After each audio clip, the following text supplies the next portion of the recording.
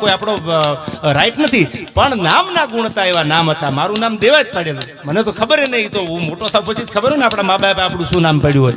તો મને સ્કૂલમાં બધા કે આ નામ અત્યારના સમય પ્રમાણે સાદું નથી. મેં કીધું મને બહુ ગમે છે આ નામ, આ નામ મને બહુ ગમે છે.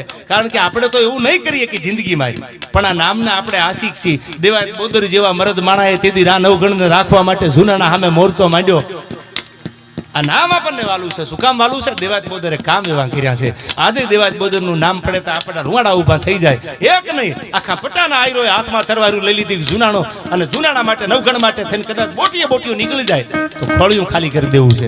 આ નામના ગુણતા આપણી તો તાકાત નથી કે આપણે જે નામના ગુણતા એ માયલું આપણે કંઈ કામ સારું કરીએ કે કદાચ ન થાય આપણાથી. આ કળયુગમાં છે.